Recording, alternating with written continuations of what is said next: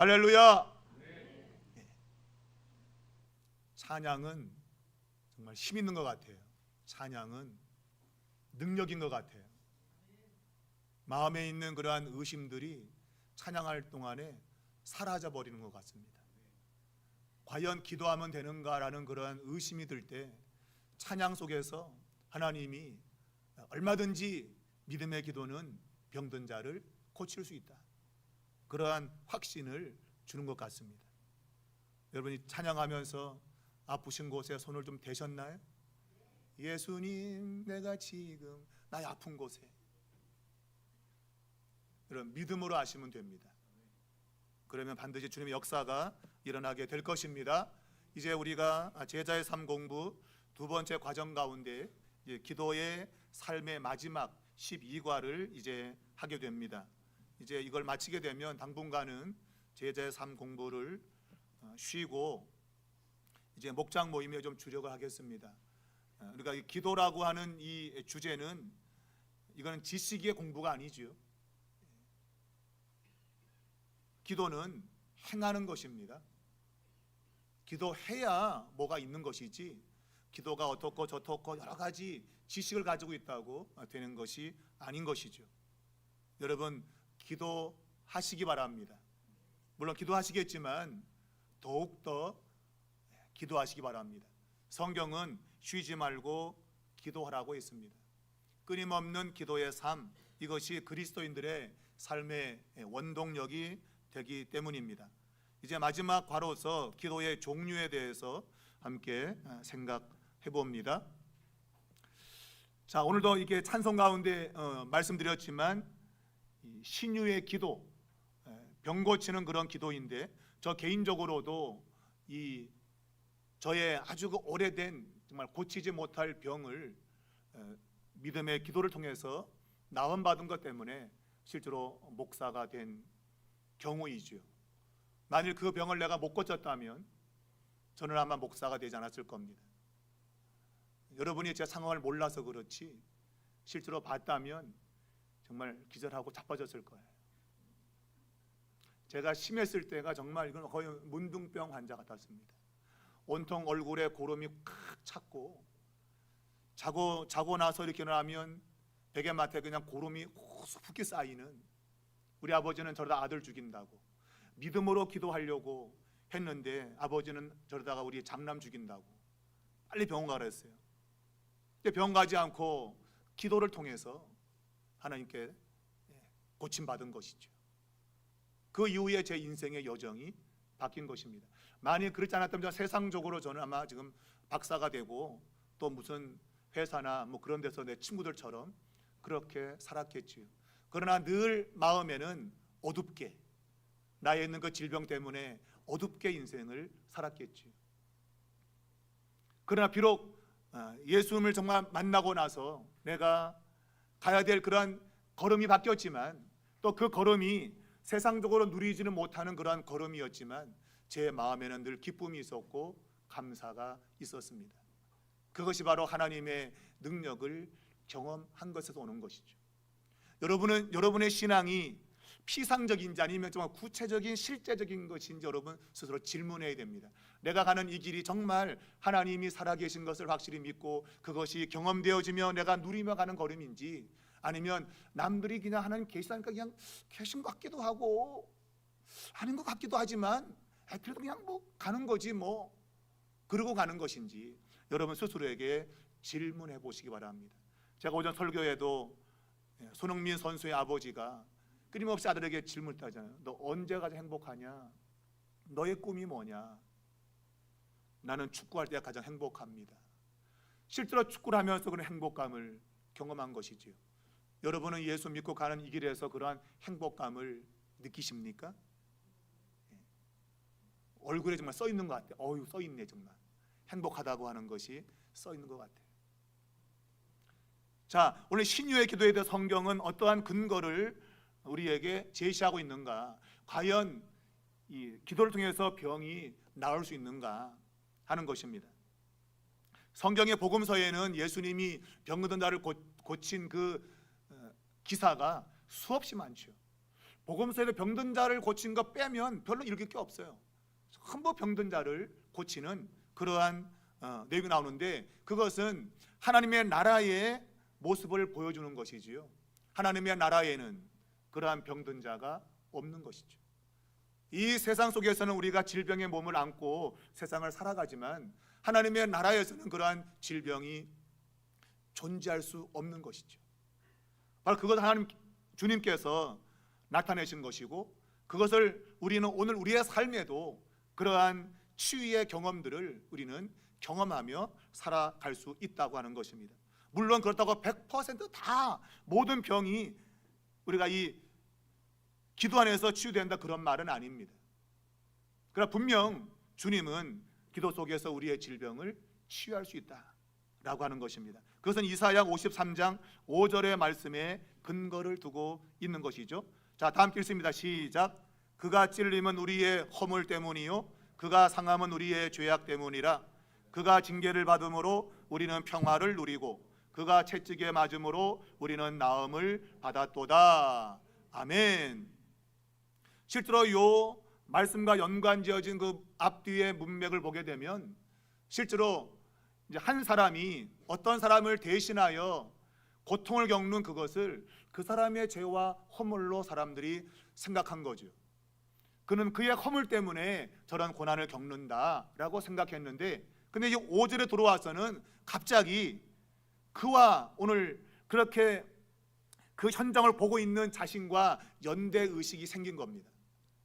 그리고 그가 맞는 것이 우리 때문이라고 하는 그러한 시인을 고백을 하고 있는 것이죠. 5절까지 전에는 그는 그의 허물 때문에 채찍맞는 것이고 그가 고난 겪는 것이지 그와 우리는 전혀 관계가 없다고 생각했어요.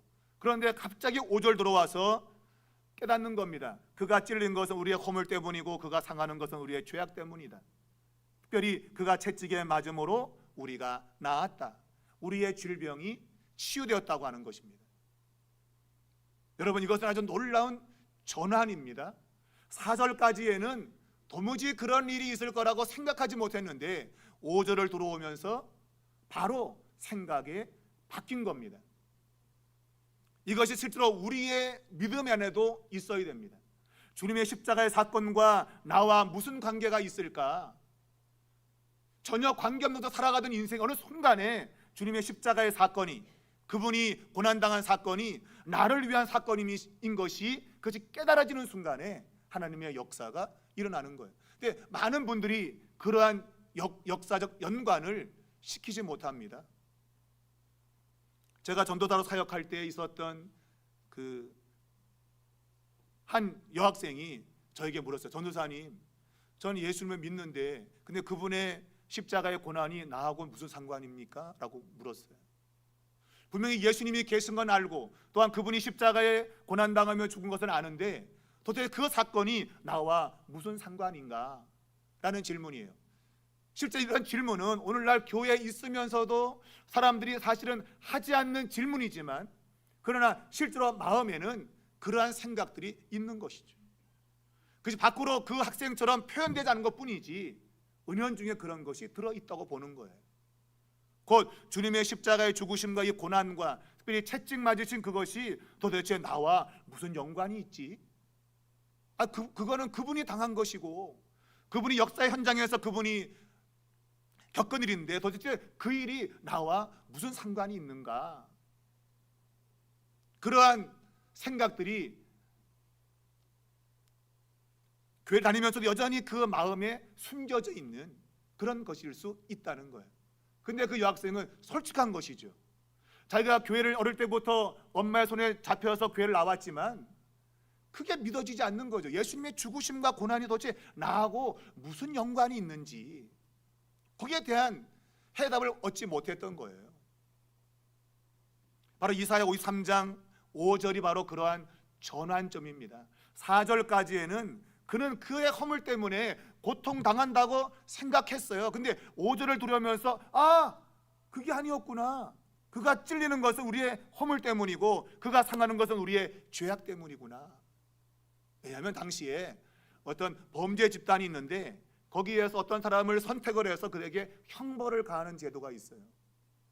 사람들은 자신이 뽑히자는 것 때문에 뽑히자는 것 때문에 감사하겠죠, 그죠? 저놈 저거 재수 더럽게 없네 저거. 왜? 그 사람이 뽑혔으니까. 혼자 쭉 들어맞는 거죠.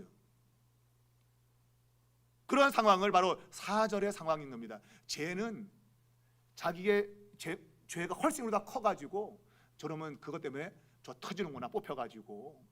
근데 실제로 그게 아니고 그 형벌 자체가 그 사람이 대신 공동체를 대신해서 맞는 형벌이었다는 거예요. 그게 총독이 지금 계획하고 있는 형벌이었어요. 그것이 이제 5절에 들어와서 깨달아지는 것이죠. 아, 저가 우리 대신 맡고 있는 거구나. 저가 대신 찔리는 것이고 저가 대신 채찍을 맞는 것이구나. 그것이 우리 신앙세계 내에서 죄인이 당해야 될 모든 고난과 그 아픔을 우리 예수님이 친히 대신하여 당하신 그 사건으로 바뀌어진 것입니다. 그래서 그분이 채찍에 맞음으로 우리가 나음을 입는 것이죠.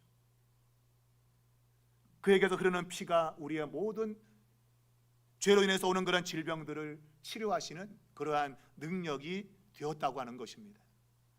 이게 신비합니다, 여러분. 믿음이라고 하는 것은 여러분, 내가 예수를 믿게 되는 것은요, 하나님 역사를 믿게 되는 것은 점진적이지 않아요, 여러분. 믿음은 갑자기 찾아옵니다. 갑자기 믿어지게 됩니다. 제가 그랬다 그러죠. 저는 제가 몸에 병이 있는 것이 그냥 어쩌다 보니까 그런 질병이 있는 줄 알았는데 그게 아닌 거예요. 기도를 통해서 하나님이 나를 치유하는 것을 보고, 야, 이것은 내가 뭐 그냥 세상적인 그런 질병이 아니라 하나님 분명한 내를 향한 무슨 계획과 목적 속에서 이런 질병이 있었구나 라고 알게 되었고 주님을 만나게 된 것이죠. 여러분은 이 전환, 이것이 여러분에게 나타나야 됩니다. 주님의 그 채찍 맞은 것이 나의 질병을 낫게 하기 위한 것이다. 그분의 피 흘리심이 나를 위한 것이라고 하는 이것이 절대적으로 믿어지는 역사가 일어나야 되는 겁니다. 이러한 전환이 바로 믿음의 역사고, 이 믿음의 역사는 바로 미스테리, 신비한 것입니다. 누가 이거 다 알려주는 것도 아니고 교육하는 것도 아닙니다. 그것이 믿어지는 겁니다.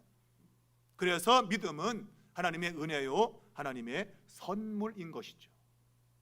자, 마태복음 8장 16절 이하, 자, 같이 읽습니다. 시작. 저물매 사람들이 귀신 들린 자를 많이 데리고 예수께 오거늘 예수께서 말씀으로 귀신들을 쫓아내시고 병든 자들을 다 고치시니 이는 선지자 이사야를 통하여 하신 말씀에 우리의 연약한 것을 친히 담당하시고 병을 짊어지셨도다 함을 이루려 하심이더라. 아멘. 바로 이사야 그런 성경 말씀이 그대로 이루어지는 역사를 예수님께서 귀신을 쫓아내고 질병을 고치신 그 안에 다 포함되어 나타난 사역이었다라고 말하고 있는 겁니다. 바로 이 귀신 들린 자가 쫓겨가는 것, 이것은 하나님 나라가 바로 귀신을 축출하는 것이지요. 그러한 존재가 다시는 있지 않도록 다 축출, 쫓아내는 것입니다. 제가 서울에서 목회할 때에도 학생부 한 명 가운데 귀신 들린 애가 한 명 있었어요. 근데 여러분, 대부분 귀신 들리는 그러한 상황 보면 가정이나 환경이 좋지 못합니다. 그게 정서적으로 불안하거나 이러한 안정되지 못한 가운데 귀신이 틈을 타고 역사하는 게 분명해요. 그 아이의 가정도 온전치가 않았는데, 근데 막 교회 와서 막 그냥 이상한 소리 하고 막 그랬어요. 그래서 야, 너 누구냐 했더니 내가 누구게? 막 그렇게 반응을 해요. 그리고 그 귀신에게 야, 너 나가, 너 예수님을 나가라 그랬더니 안 나가 그러더라고. 결국은 그 아이에게서 그냥 나갔는데 그 이후에 이제 그 아이가 어떻게 됐는지 모르겠어요. 왜냐하면 제가 교회를 사임했기 때문에 그 이후에는 어떻게 됐는지 모르겠어요. 어찌되었던 간에 귀신의 역사는 분명히 있습니다, 여러분. 있습니다.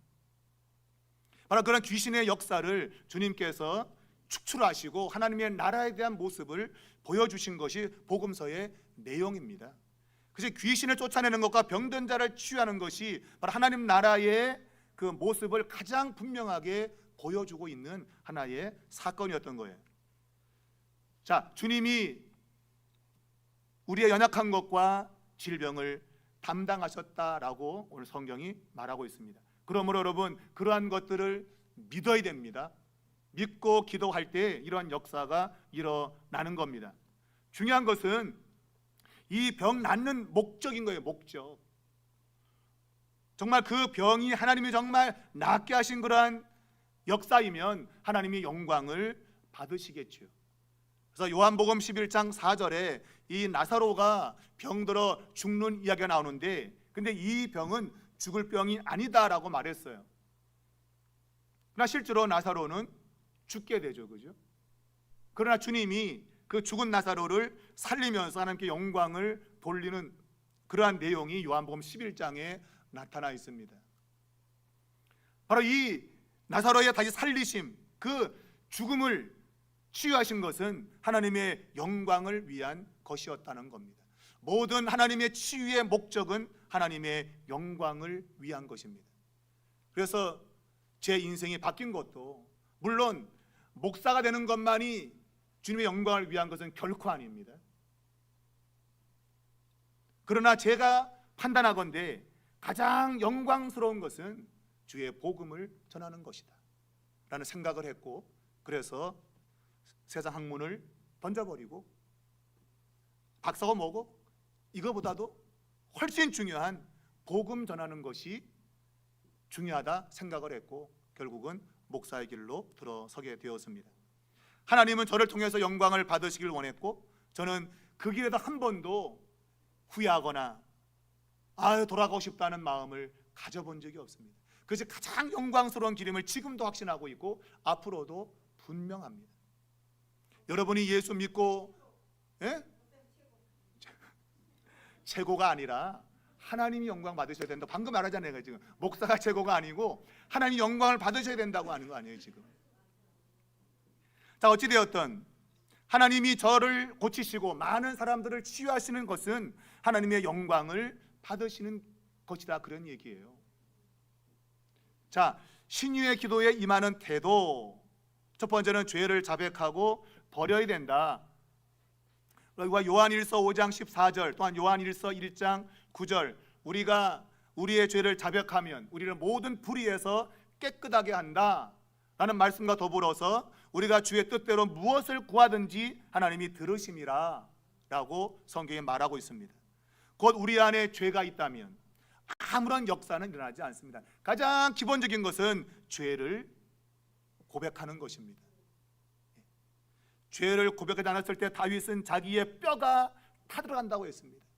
죄를 고백 안 했더니 자기의 온 몸이 타들어가는 그러한 고통이 있었다고 고백을 하고 있죠.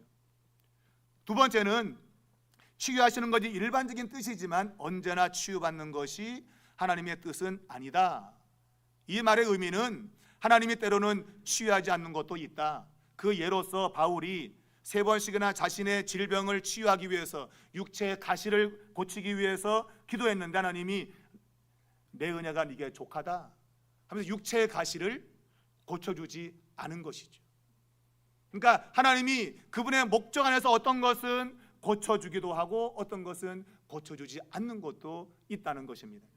그 주권은 하나님께 달려 있는 겁니다.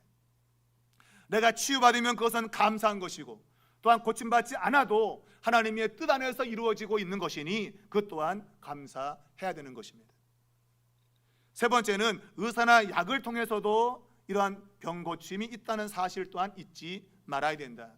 우리가 그 부천에서 있었던 그 신학대 교수 자기 아들 그 죽인 거 사건 났잖아, 그죠? 걔가 아픈데 병원 안 가고 막 집에서 그냥 막 때렸는지 몰라 그냥 그래갖고 그냥 애가 죽었잖아요. 병원 가면 고칠 수 있는 거를 믿음으로 고친다고 막 그냥 애를 좁혔는지 그냥 그래갖고 죽어서 아주 크게 사회 문제가 된 적이 있었습니다. 세상의 약으로 치료할 수 있는 것들을 거부하고 무조건 기도로 고친다. 여러분, 굉장히 믿음인 것 같지만 그렇지 않은 것이죠. 쉽게 고칠 수 있는 것은 약으로도 또한 의사의 치료 방법으로도 얼마든지 고칠 수 있는 겁니다. 그건 역시도 하나님의 은혜로 고치는 겁니다, 여러분. 근데 그거는 믿음이 없는 거라 그러고 꼭 그냥 주야 믿습니다 하고 낫는 것만 신령하다고 생각하는 건 굉장히 위험한 겁니다, 여러분. 굉장히 위험한 것. 하나님은 이 세상의 모든 만물을 하나님은 그분의 뜻 안에서 다 사용하십니다. 우리가 이 본문에도 나와 있지만 그 이사야 38장 21절에 보면 히스기야 왕의 그 질병을 고칠 때 한 뭉치 무화과를 종처에 갖다 붙여라 그랬더니 나았다 그랬어요.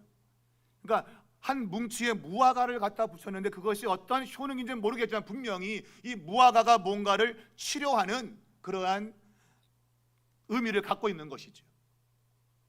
또한 디모데전서 5장 23절에 보게 되면 바울이 디모데에게 이제부터는 물만 마시지 말고 내 위장과 자주 나는 병을 위해서 포도주를 조금씩 쓰라고 했습니다.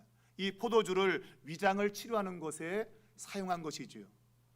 아니 저 같으면 바울이 지나가는 거 손수건만 대도 병 났는데 디모데 이리 와 하고 손수건 휙 대면 그 위장병도 나을 수 있겠는데, 근데 바울은 디모데에게 야 물만 마시지 말고 내 위장과 병을 위해서 포도주 조금씩 써봐. 여기서 물만 마시지 말라는 얘기는 이것이 뭐 우리가 다이어트를 위해서 물만 마신다 그런 의미가 아니고 이것은 어떤 세상적인 것들을 거부하는 것입니다. 치료를 거부하는 겁니다. 그러니까 굉장히 그런 엄격한 자기 어떤 그런 영적인 모습인 것이죠. 디모데에게 그런 것이 있었어요.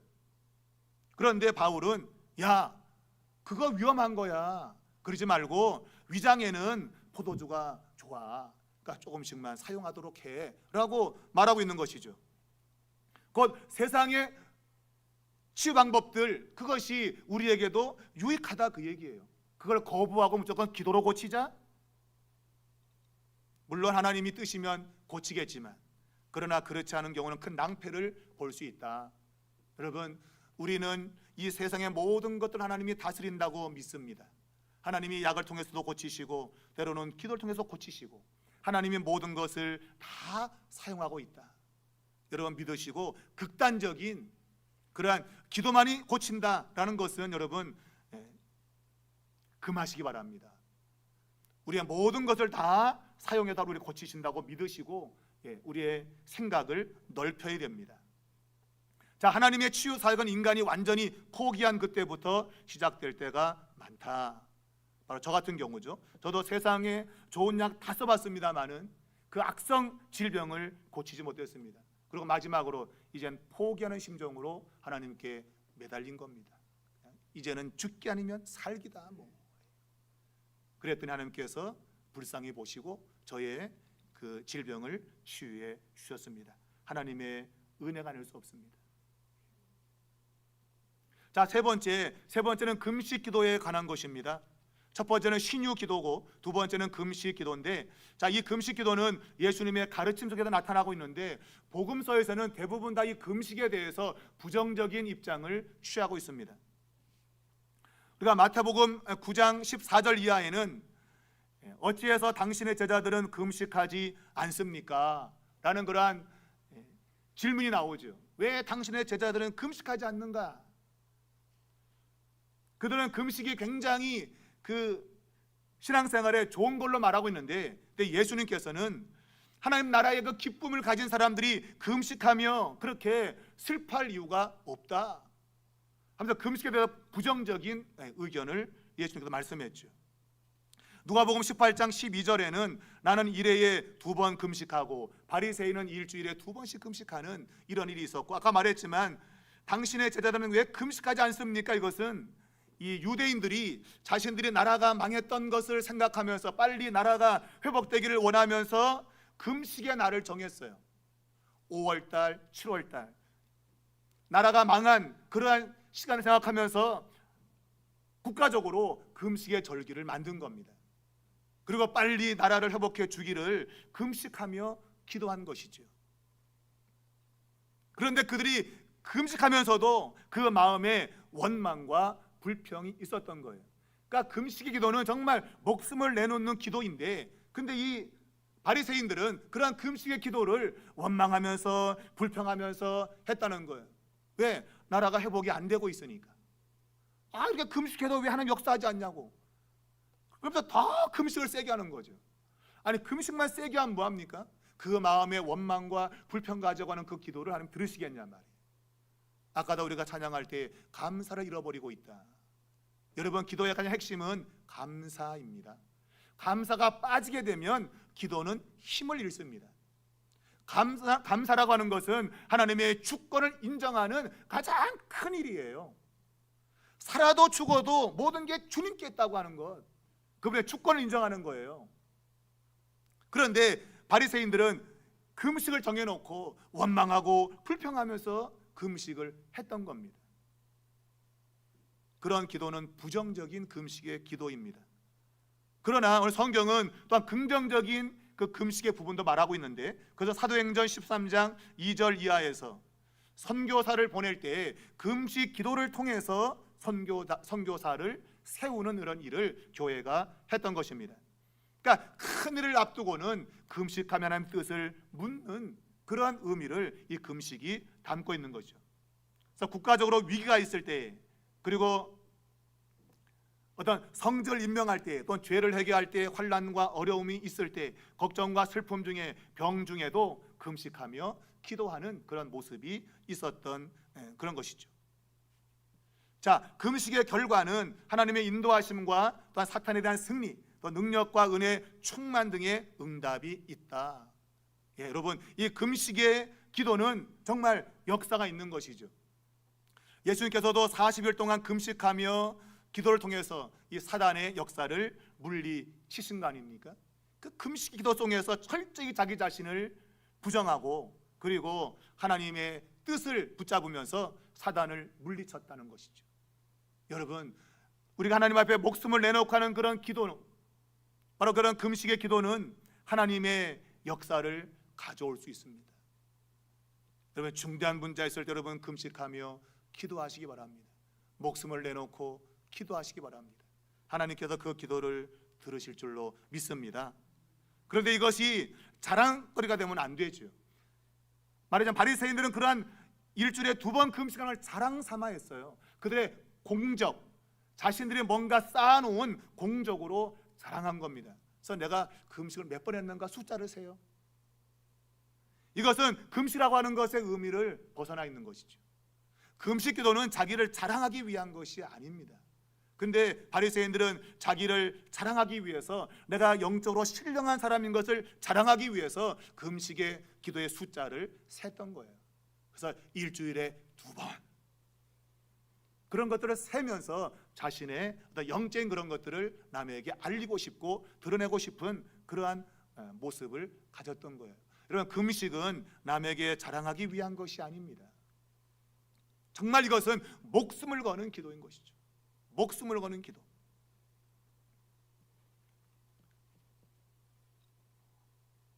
우리가 디모데전서 4장 10절을 보게 되면, 거기 보면 이 육체의 연단은 약간의 유익이 있다. 그러나 이 경건은 범사의 유익이 있고, 그리고 현재와 내세에도 영생의 은혜가 있다. 이렇게 성경에 말하고 있는데, 여러분, 이 육체의 연습이라고 하는 것은 육체를 단련하는 것이 아니고, 그것은 금식 같은 자기 절제를 말하고 있는 거예요. 그러니까 금식을 통해서 자기 자신을 절제하는 그런 훈련이 약간은 유익이 있다. 그러니까 금식이 우리에게 유익이 있던 것만 틀림없어요. 그러나 더 중요한 것은 경건에, 범사에 경건하게 사는 것, 그것은 범사에 유익하다. 그래서 경건에 사는 게 뭔가 하면, 말했지만 디모데전서 4장 10절에 보면 주님의 일에 수고하고 애쓰는 것이라고 말하고 있어요. 내가 주를 위해서 사는 것, 내가 복음을 위해서 사는 그 삶이 때로는 금식하면서 자기를 절제하는 것보다도 훨씬 낫다는 거예요. 우리가 주께서 우리에게 맡겨진 그런 일에 충성을 다하는 것, 때로는 그것이 그저 금식하면서 자기 스스로만 절제하는 것보다도 훨씬 낫다. 그렇게 성경이 말하고 있다는 것입니다. 그러므로 우리는 우리 자신을 뭔가 드러내기 위한 그런 행위가 돼서는 안 되고 어쩌든지 주님을 위해서 내 삶을 드리는 곳으로 나아가야 됩니다. 그것이 무엇이든지 다 관련된 것이죠. 기도를 해도 마찬가지고 봉사도 마찬가지고 모든 게 다 주님의 영광을 위한 일로 나타나야 된다라고 하는 것입니다. 특별히 금식할 때는 건강에 특별히 유의해야 된다. 건강에 조심하면서 금식을 해야지 무리하게 하다가 낭패를 보는 그런 경우도 제가 많이 봤습니다. 자기 자신의 몸을 생각하면서 때로는 금식도 해야 된다. 그렇지 않고 무작정 하다가는 건강을 잃는 그런 일이 발생하는 것이죠. 그런 일이 있으면 안 된다라고 하는 것입니다. 자, 다음 네 번째는 안수 기도에 관한 것입니다. 우리가 안수 기도 그러면 실제로 이 성경에는 디모데가 안수 받을 때 받은 은사에 대해서 말하는 그 부분에 실제로 안수라고 하는 그러한 내용이 나옵니다. 그리고 다른 부분에서는 직접적으로 이렇게 안수라고 하는 그러한 용어를 사용하지 않고 그러한 형태를 보여주는 그런 구절들이 있죠. 손을 얹었다라고 하는 그런 표현들, 그런 표현들이 나타나고 있습니다. 곧 기도 가운데는 안수 기도가 있는 것이죠. 그래서 임직 받을 때 보통 이제 안수해서 그 사람을 임직자로 세우는 그런 일이 있고, 바로 그런 일을 디모데가 목회자로 세움 받을 때에 있었다고 성경은 이야기를 하고 있습니다. 자, 이 안수라고 하는 손을 얹는 것을 말하고 있는데 이것은 굉장히 위험스러운 일입니다. 왜냐하면 누군가에게 손을 얹는다고 하는 것은 그 사람과 연결된 의미를 가지고 있어요. 그래서 우리가 우리의 모든 죄의 전가라고 하는, 곧 우리가 죄 진 것을 남에게 넘기는 것을 이제 전가라 그러는데, 우리가 속죄의 의미로 제물을 바칠 때 양의 머리에다가 손을 얹잖아, 그죠? 그거는 내게 있는 모든 죄가 저에게 넘어간다는 그런 상징적 의미를 갖고 있는 거예요. 그래서 머리에 손을 얹어서 내 죄를 다 옮겨갔다. 그래서 그 양이 내 모든 죄를 덮어쓰고 죽는 것이죠. 그게 대속의 개념인데, 이것이 우리가 안수 기도에도 똑같이 연결이 되는 겁니다. 내가 누군가에게 안수 기도를 받는 그 순간에 단지 손만 얹는 것이 아니라 그 사람에게 있는 그러한 영적인 것들이 그대로 흘러간다는 그런 의미를 가지고 있는 거예요. 그러므로 아무에게나 다 머리 들밀고 막 손을 얹게 해서는 위험한 겁니다, 여러분. 굉장히 위험합니다, 그거는. 그래서 그 사람이 어떤 사람인지, 그 사람의 신앙이 건전한지 이런 것들을 반드시 살펴야 돼요. 그렇지 않고 남들이 신령하다 그래갖고 막 머리 들밀고 막 그냥 이렇게 하게 되면, 잘못하면 큰일 납니다, 여러분. 영적인 미혹에 빠지게 되면 이건 정말 어려운 일이 벌어집니다. 그래서 가장 좋은 것은 내가 누군가에게 안수받고자 한다고 한다면 반드시 담임 목사와 상의해야 되고, 그리고 그 교회 목사님조차도 사실은 안수하는 것이 그렇게 쉬운 것만 아닙니다, 여러분. 왜냐하면 담임 목사라고 언제든지 성령 충만한 것이 아니잖아요, 여러분. 안 좋을 때 손 얹게 되어지면 안 좋은 것이 흘러갈 수 있기 때문에 그래요. 그러므로 항상 그 안수의 그 과정을 잘 살펴야 되는 겁니다. 기도로 충분히 준비한 다음에 그리고 손으로 얹고 기도해야 되는 것이죠. 그래서 그가 어떤 믿음을 가지고 있고 그의 영적 상태가 어떤 것인가를 정확히 이해한 가운데서 이런 일이 일어나야 됩니다. 근데 한국교회 성도들은 머리 들밀기 참 좋아하죠, 그죠? 아무데나 머리 들밀고 그냥 막 얹어달라고 막 그냥. 물론 은혜 사모하는 건 참 좋은데 여러분, 위험 요소가 굉장히 많다. 왜냐하면 그대로 그의 신앙적인 것들이 그대로 옮겨올 수 있기 때문에 그렇습니다. 그래서 안수할 때는 굉장히 조심해야 되고, 안수 받는 자만이 아니라 안수하는 사람도 조심해야 됩니다.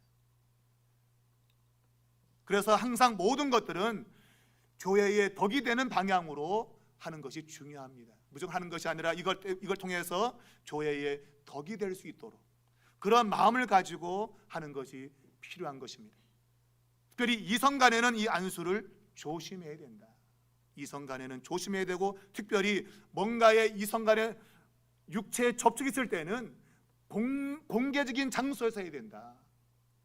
그렇지 않고 비밀스러운 하게 되면 사단이 틈을 타는 겁니다. 사람은 말하기 좋아하거든요. 사단이 역사하면 목사가 나를 만졌다는 둥, 뭐 이런 이상한 소문 나거든요, 여러분. 그러니까 최대한 공개적인 장소에서 해야 되는 겁니다.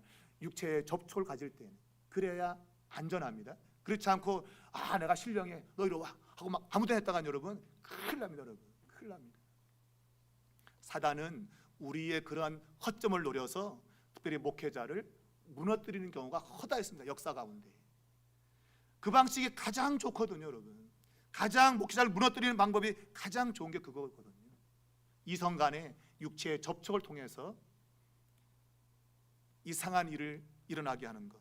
그러므로 조심해야 됩니다. 교회에서는 남녀가 같이 해도 반드시 공개된 장소에서 만나야 됩니다. 그래서 담임 목사도 항상 이렇게 남들이 볼 수 있는 그러한 자리에서 뭔가를 만나야지, 그러지 않고 캄캄한 데도 만나거나 하면 안 돼요. 저 목양실도 보면 이렇게 유리로 되어 있잖아요, 그죠? 유리로. 그거 왜 그렇게 해놨겠어요? 밖에서 보라고. 다 막아놓으면 거기서 무슨 일 하는지 어떻게 알아? 위험한 거예요, 여러분. 그래서 이렇게 유리로 만들어 놓은 거예요. 보라고. 목사가 근무 잘하나 이런 거 보라는 게 아니라 혹시 이상한 일이 벌어지지 않는가, 분명히 누가 좀 들어갔는데 혹시 이상한 일이 벌어지지 않는가, 그런 걸 보라고 하는 겁니다, 여러분. 굉장히 중요한 거예요. 교회에서는 여러분 남녀 간의 일을 조심해야 돼요. 왜? 사단이 그런 것에 틈을 타거든요. 그래서 안수는 굉장히 조심스러워야 된다. 영적인 그러한 전파가 일어나기 때문에 조심해야 된다. 그리고 말하지만 뭐 안찰이라는 안찰, 막 때리는 거예요, 때리는 거. 우리가 TV에서 보면 막 이단들이 막 그냥 따귀를 때리고 막 그러냐, 따귀를 서로 때리고 막 이런 거 있잖아요. 전부 그것이 하나의 병을 뭐 고치고 치유한 하나의 그런 행위들입니다. 따귀를 때려서 그냥 막 나쁜 거 쫓아내는 그런 일들. 그런 일들은 성경에 없다. 때려서 보내는 건 없다. 여러분 귀신이 때려서 나갑니까, 여러분? 때려 나간다면 막 좁혀게 여러분. 그런 일이 없어요. 그런 이성적으로도 맞잖아요. 이성적으로도. 귀신이 맞아갖고 도망간다고 하면 다 때리게 여러분. 귀신은 그렇게 해서 나가는 게 아니죠. 그러므로 이 안수시에 힘을 가하거나 때리는 것은 절대 하지 말아야 된다. 그것 때문에 죽는 일도 허다하게 있습니다. 자, 다섯 번째 예언 기도가 있는데, 이 성경에 대한 예언 기도는 해석을 잘해야 됩니다. 예언 기도를 미래를 뭔가 말하는 것을 예언 기도로 생각하기 쉬운데, 그러나 성경적 예언 기도는 하나님의 말씀을 풀어서 설명하는 것을 예언이라 그래요. 우리가 이 기도라고 하는 그런 메시지가 붙었기 때문에 자꾸 미래를 막 예측하는 그런 의미로 자꾸 해석하려고 그러는데, 성경의 예언은 하나님의 계시라고 하는 이 성경을 그거를 해석해서 전달하는 것을 예언적 행위라 그래요. 왜? 성경 말씀이 전부 다 예언이거든요. 이게 예언이거든요.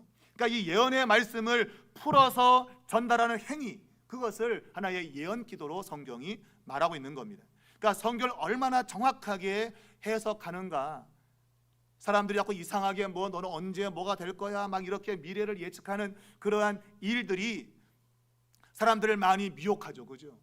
설령 그것이 맞는다고 해도 그것은 성경적 예언이 결코 아닙니다, 여러분. 성경적 예언은 하나님의 말씀에 대한 올바른 해석과 적용입니다. 그것이 예언이라고 하는 것을 꼭 기억하셔야 돼요. 그렇지 않으면 자꾸 이상한 막 얘기하는 것, 사람들이 막 마치 점 보는 것처럼 사람들이 막 몰려가는 경우가 많이 있습니다. 여러분, 성경을 항상 여러분 바르게 이해를 해야 돼요. 성경이 기록되기 전까지는 그러한 교회 안에도 예언하는 사람들이 있었습니다. 그러나 성경이 계시가 완성된 이후에는 교회 역사도 보면 그러한 예언자들이 없어요. 그럼 이 성경의 계시관이 분명해야 돼요. 성경이 완전한 예언의 최정점에 있는 겁니다. 그러니까 아무리 누가 뭐라고 막 한다 할지라도 이 성경 말씀에 없는 거면 다 거짓말인 거예요. 우리가 대표적으로 감유성교회가 1992년 10월 28일 날 주님이 재림한다고 떠들어댔잖아요, 그죠? 정말 모두가 확실하다고 생각했어요. 막 난리 쳤습니다, 난리를. 그러나 한마디만 보더라도 그건 거짓말이죠. 성경 어디에도 없다. 그와 그때와 그 날은 아무도 모른다. 이거면 끝나는 거예요. 아무도 알 수 없게 돼 있어요. 그리고 그날은 갑자기 오는 거예요. 갑자기. 그런데 그런 걸 뒤로하고, 그게 가장 완벽한 계시인데, 완벽한 예언인데 그걸 무시하고 내가 봤다 들었다 한다고 됩니까? 천만의 말씀이죠. 안 되는 겁니다, 여러분. 그런 데만 빠지기 시작하면 여러분 신앙을 망가뜨립니다. 그때 많은 사람들의 신앙이 무너졌고 교회가 정말 많은 위험을 겪었습니다. 그런데 빠지면은요, 성경 말씀을 믿지 않게 되고요, 신앙을 버리게 됩니다. 여러분, 예언에 대해서 조심하시기 바랍니다. 성경을 얼마큼 정확히 해석하고 그것을 얼마큼 바르게 가르치고 적용하는가가 중요한 것입니다. 그래서 저는 최대한 성경을 공부해서 해석해서 전하려고 무지무지 애를 쓰고 있습니다. 여러분, 목회자가 성경을 바르게 해석하고 바르게 전하는 그 일을 해야 됩니다. 여러분, 저를 위해서 기도해 주시기 바랍니다. 물론 저의 육체 건강도 중요하지만 제가 얼만큼 성경을 보는 안목을 가지는가, 이게 중요한 거예요. 그걸 놓고 기도하셔야 돼요. 우리 목사님이 성경을 바르게 해석하고 바르게 우리에게 전달해 주도록 하나님 도와달라고 하는 그런 기도가 반드시 필요한 것이에요. 자, 마지막에 방언기도가 되어 있는데, 이 방언도 아까 말했지만 안수라고 하는 용어와 더불어서 방언기도가 딱 한 번밖에 나오지 않아요. 그러니까 고린도전서 14장에 보면 2절인가 보면 내가 방언으로 기도한다면, 딱 그 용어가 한 번밖에 등장하지 않아요. 근데 사람들은 방언의 기도에 대해서 너무나도 많이 중요성을 띠고 있습니다. 여러분, 그게 중요하다면 성경에 계속 그런 말을 해야 돼요. 근데 방언 기도의 말은 딱 한 번밖에 나오지 않아요. 그리고 대부분 다 많은 것은 그냥 방언으로만 나와요. 방언과 방언 기도는 다릅니다, 여러분. 방언은 1차적으로 방언이라고 하는 것은 1차적으로 오순절날 있었던 사건인데, 그것은 1차적으로 외국어예요. 외국어. 그러니까 외국 사람이 자기 나라 말로 그걸 듣는 거예요. 그러니까 1차적으로는 그것이 외국어였어요. 그러니까 우리가 이 기원을 올라가게 되면 우리가 그 바벨탑 사건에서 시작되는 것이죠. 사람들의 마음이 악하여서 탑을 쌓고 하늘에 올라가자 했더니 하나님께서 저들을 가만뒀다가는 정말 나를 배역하고 내게 대들겠다 싶어갖고 이제 언어를 혼자 지켰잖아요, 그죠? 말이 안 통하게 만들어 버린 거예요. 그래서 말이 안 통하니까 각자 다 흩어져 버렸죠. 그게 이제 언어가 이제 달라져 버린 겁니다. 그것이 오순절 사건을 통해 가지고 그것이 회복이 되었다고 하는 의미를 주고 있는 거죠. 그러니까 언어가 달라졌는데 그것이 알아먹는 일로 나타난 거예요. 그게 방언이었어요. 그들이 방언을 냈을 때에 외지에서 온 사람들이 각각 자기 나라 말로 그것을 알아들은 것이죠. 그러니까 이것은 언어의 소통을 의미하고 있습니다. 그러니까 그것이 1차적인 의미입니다. 그런 1차적 의미가 가장 많이 성경에 기록에 남아 있어요. 그것이 이제 방언이라고 하는 것이에요. 그런데 방언 기도에 대해서 말하고 있는데 그것은 조금 다른 뉘앙스를 가지고 있어요. 그것은 이 세상에서 말하는 그러한 외국의 말이 아니라 뭔가 조금 다른 신비스러운 그러한 의미를 좀 담고 있다는 뉘앙스가 있어요. 왜냐하면 방언이라는 단어에 기도라는 말이 합쳐 있기 때문에 그래요. 원래 이 기도는 외국말로 하는 게 아니잖아요, 그죠? 방언이라고 하는 것은 사람들에게 복음의 메시지를 알아듣지 못하는데 방언을 통해 갖고 그 복음의 메시지를 외국 사람에게 알리는 거거든요. 그게 초월적인 역사였죠. 예수님의 십자가 사건을 유대인들이 각 나라 말로 하는 거예요. 그걸 알아먹는 거죠. 그들이 그걸 배워서 한 게 아니라 하나님의 초월적인 역사로 그것을 통하게 한 것이죠. 그게 방언이었어요. 근데 방언 기도라고 하는 것은 좀 다른 의미를 갖고 있죠, 그죠? 사람들이 하는 것이 아니고 하나님께 하는 것으로 표현되어 있어요. 그것이 방언과 연결되면서 조금 신비적 차원의 언어라고 하는 것을 담고 있어요. 그러나 그것이 정확히 어떤 것이냐 아직까지도 학자들 간에 규정이 있지 않습니다. 자, 성경에는 방언이라는 단어가 때로는 단수로 나오기도 하고 복수로 나오기도 합니다. 방언들이라고 표현되어 있습니다. 그리고 이 방언 기도는 딱 한 번밖에 나오지 않고 있고, 그것은 하나님과의 관계 속에서 영으로 하는 기도라고 하는 해석밖에 나와 있지 않습니다. 그 방언의 기도는 어느 누구도 알아먹지 못한다고 하는 그러한 의미를 가지고 있죠. 방언은 다른 나라 사람들이 알아먹는 역사가 있었다 그러잖아요, 그죠? 근데 방언 기도는 다른 사람이 알아먹지 못하는 말이라고 구분을 짓고 있다는 거예요. 바로 그것이 좀 차이가 나고 있다. 어찌되었든 오늘날 많은 사람들이 방언을 하고 있는데, 그저 엄밀히 말하면 그것은 성경이 말하는 방언의 의미는 아닌 것이죠. 방언은 복음의 메시지를 다른 나라 사람들이 알아먹을 수 있도록 전하는 것이 방언이에요. 그러나 우리가 하고 있는 그런 방언 기도라고 지금 이름이 붙어 있는 것들은 그런 방언하고는 많이 떨어져 있고, 성경은 방언을 굉장히 많이 말하고 있는 데 반해서 방언 기도는 딱 한 번밖에 말하고 있지 않다. 그것은 당시의 사람들이 이 방언이라고 하는 것이 은사로 주어지는 그것을 기도로 활용할 때에 아마 사용된 것으로 보이는데, 그러나 그것은 그렇게 큰 중요성이 없었던 거예요. 그래서 이 방언을 막 자랑하는 사람들에게 있어서 성경은 방언을 말하는 사람들을 맨 끝에 갖다 놨어요. 남을 섬기는 사람, 이런 사람이 은사적 순서에 보면 더 앞에 나와 있어요. 방언이 맨 끝에 가 있어요, 여러분. 그것은 이 방언의 은사를 당시에 너무나도 막 중요시 여기는 그런 흐름 때문에 바울이 의도적으로, 야, 방언은 그렇게 중요한 게 아니야, 다른 사람을 섬기는 은사가 그보다 훨씬 나아 라는 그런 의미로 방언을 맨 뒤에다 갖다 놓은 겁니다. 그러니까 우리가 성경에서 말하고 있는 방언 기도라고 하는 것을 할 때도 마찬가지예요. 그것이 남에게 보여주기 위한 거나 자랑하기 위한 것이 돼서는 안 되고, 나의 신앙적인 어떤 유익을 위해서만 사용해야 되지, 그렇지 않을 경우는 하지 않는 것이 훨씬 낫다. 교회의 덕을 세우지 못하는 것이란다면 절대로 방언을 해서는 안 된다고 성경은 말하고 있습니다. 가장 중요한 것은 교회의 덕을 세우는 겁니다.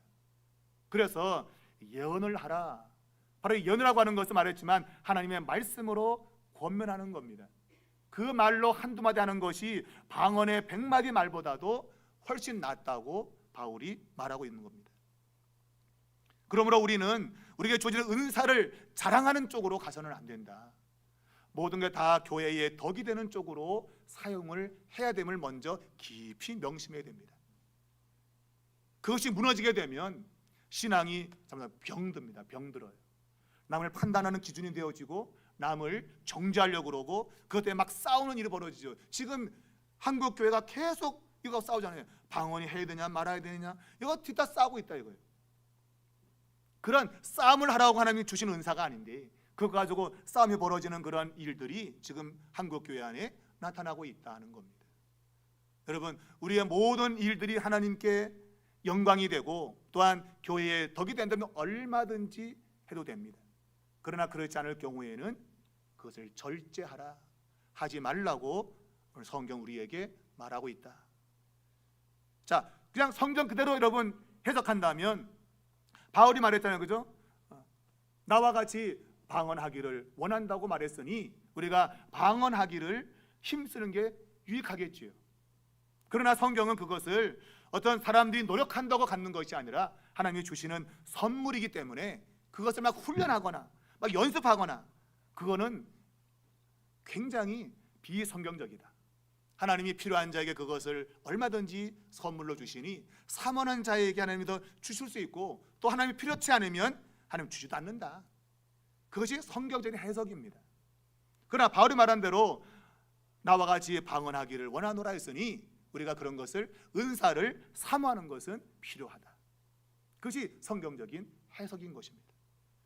우리가 이러한 것들을 다 종합해서 보게 되면 결국은 이 기도 자체가 하나님의 은사인 것이죠. 여러분, 기도도 하나의 은사에 들어갑니다.